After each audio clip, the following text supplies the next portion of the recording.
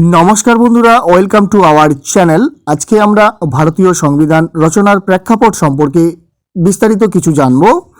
তবে ভিডিওটি স্টার্ট করার পূর্বে তোমাদের একটি রিকোয়েস্ট করব, তোমরা অবশ্যই এই ভিডিও ক্লাসের সেশনটিকে শেয়ার করবে এবং সাপোর্ট করে যাবে, কারণ তোমাদের জন্য, তোমরা যারা বিভিন্ন চাকরির পরীক্ষার জন্য প্রস্তুতি নিচ্ছ তাদের জন্য প্রতিনিয়ত একটি করে ক্লাস আমি আপডেট দেই।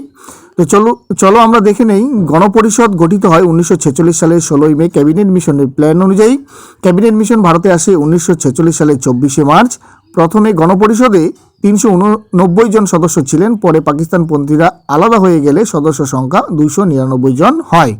4 নম্বর পয়েন্টটি হলো, প্রথম অধিবেশন বসেছিল 1946 সালের 9ই ডিসেম্বর। 5 নম্বর পয়েন্টটি হলো, গণপরিষদের প্রথম অস্থায়ী সভাপতি ডক্টর সচ্চিদানন্দ সিনহা, 9 থেকে 11 ডিসেম্বর 1946 সালে।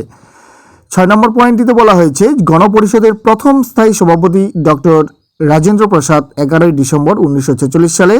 7 নম্বর পয়েন্টটি হলো, সংবিধান তৈরির খসড়া কমিটি 1947 সালের 29শে আগস্ট গঠিত হয়। নম্বর পয়েন্টটিতে বলা রয়েছে, খসড়া কমিটির সভাপতি ডক্টর বি.আর. আম্বেদকর ছিলেন। খসড়া কমিটির মোট অধিবেশন বসেছিল বা হয় 11টি। 10 নম্বর পয়েন্টটিতে বলা রয়েছে, সংবিধানের ধারণা দেন M.N. রায়। 11 নম্বর পয়েন্টটি হলো, ভাষা কমিশন গঠিত হয় 1955 সালে ও চেয়ারম্যান ছিলেন B.G. খাড়ে।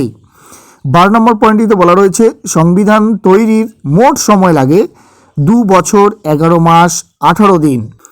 13 নম্বর পয়েন্টটিতে বলা রয়েছে, সংবিধান গৃহীত হয় 1949 সালের 26শে নভেম্বর ও কার্যকরী হয় 1950 সালের 26শে জানুয়ারি।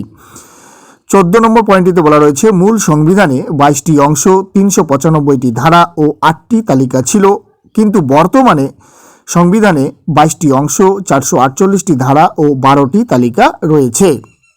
16 নম্বর পয়েন্টটিতে বলা রয়েছে, সংবিধানের জনক ডক্টর বি.আর. আম্বেদকর ছিলেন।